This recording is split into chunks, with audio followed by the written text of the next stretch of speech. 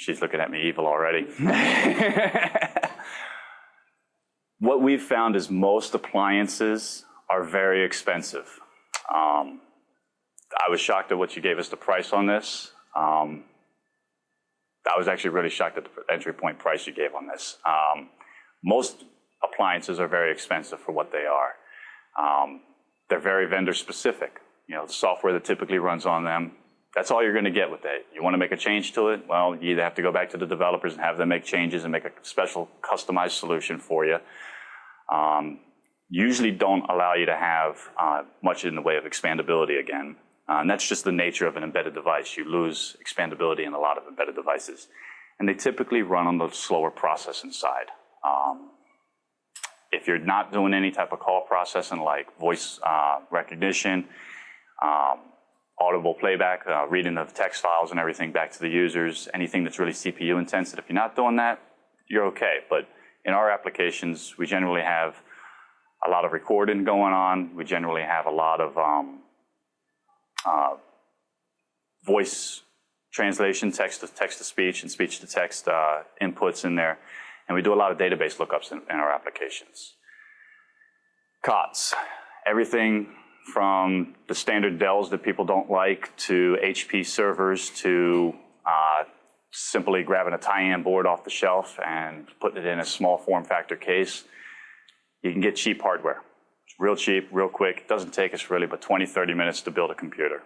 I mean, anybody that's stuck parts together knows that for the most part, you just take what you need and get it in there. You have the ability to run the software of your choice when you're using an open, just plain off-the-shelf stuff. If we want to take the Druid software and put it in there, integrate your own software into it, run an extra application on there, you're able to do those things really easy with your COTS types devices. And of course, you have the wide range of expandability on that. And definitely more memory and faster processing speeds for about the same price point that you would on an appliance. And I know a lot of people do like an embedded appliance. Question for you. Sure. Can we talk to you about those macro customization? I think I sent a couple to you.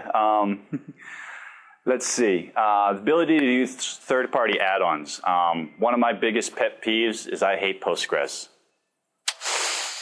And it's not really that the Postgres database is terrible. It's just that I don't know anything about it. I'm a MySQL guy, so that's where my interests are at. Unfortunately, I mean, if you start deploying MySQL... License, yeah, you got licensing conflicts when you deploy it and everything. Even, I think you would have to buy a license. Yeah. There is, in certain applications, you do have to provide a license. You guys aren't, now with them making their licensing change, you can't just give it away like you did before, which is why nobody ships it in there. Or they give you the option. Basically, you just have to agree to the rules and install it yourself. I had a little bit of a trouble trying to get it to work with the Druid, but I wasn't managed to get it in there, and I have to... learn Postgres.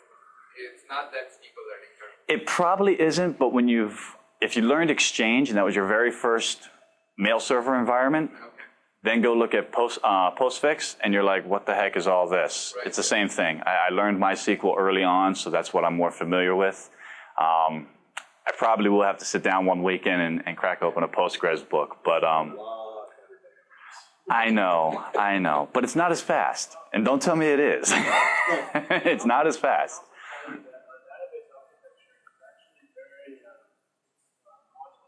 It's very modular. And one of the things that I was hoping to find in the repositories was a MySQL module in the repositories. Unfortunately, there wasn't one available. We'll put up some. So I had to compile it. 5 minutes might go up. Yeah, that would actually be really nice because then it could be supported. MySQL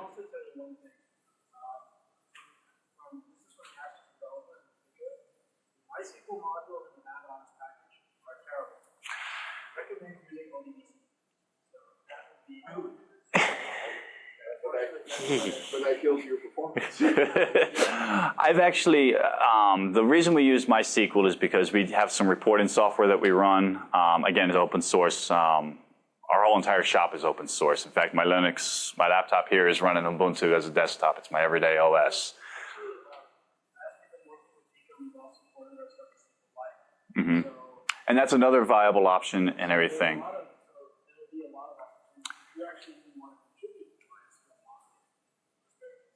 Well, one of the nice things I like about using the MySQL module, and I know I get flack about this from geeks all the time, is when we put a MySQL module in there, we set the CDR login to send to our servers. So we have a copy of their CDR login and details.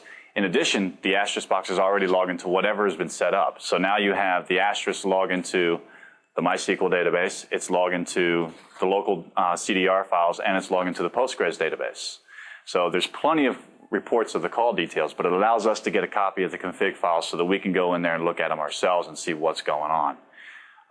And that's pretty viable for us. It allows us not to have to disturb the client. We can look at it on our servers. We keep a legacy log so we know what's going on with the system. So you pretty much just need the CDR in MySQL. We need the CDR in MySQL. That's really what we're using it for, is the CDR in MySQL. We're not doing dial plans or anything like that out of it, and that's hairy. The ability to customize dial plans while using the Druid interfaces, everybody knows is real simple to do. Now with the Druid interface, we go in there and we'll make some customizations. Like I said, we've made customizations to the dial-in macros to address a couple issues, some special call dialing routines. We have in our phone server a setup where our clients call into our system. The IVR prompts, ask them for their contact ID, and this is another spot where we're using MySQL. The phone system now kicks back out, runs an AGI script, grabs information from our SQL database, reads it in there, does some voice processing, and starts reading the stuff back to the client, letting them know the status of their machines, status of their order, whatever it is. That's a little difficult to do with a lot of other solutions. And Asterisk in general allows you to do that, but what's nice about the Druid interface is not only can I make those customizations, when a client needs to go back in to the interface and make a change, it doesn't overwrite my config files, which has been a problem with every single other graphical interface out there we've used. We're getting more and more requests for the interoffice messaging. People want in-house IM. They don't want to use AIM and MSN and everything. They want their own private network. With the ability to use the Pigeon's instant messaging software and the Jabber protocols, we're starting to see a viable solution to be able to tell with the phone system whether or not somebody's online and everything. And this is starting to become an interesting request from some of our clients. Have you personally tried out the Pigeon with? We've only done it at 2 installations, and we have had some bugs. It's not really a smooth process. A lot of times we'll see that somebody's not showing up online, but they are online. So it's a little buggy. But when it does work, it works wonderful. But unfortunately, it doesn't work all the time yet.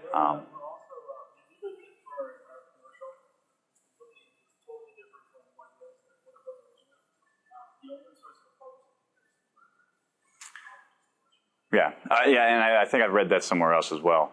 One of the things that would be nice is to be able to access an external Jabber server. I'm a big proponent of not putting too much work on your phone system. Products like, I think it's Elastix, even Trixbox, they integrate so many other services into your phone systems. A phone system, to me, needs to run your phones. It's a mission-critical operation. It shouldn't be doing anything else. Jabber server is actually a C server. Jabber. It's really lightweight, really fast. As opposed to the other guys put in a Java server. Yeah, so, exactly.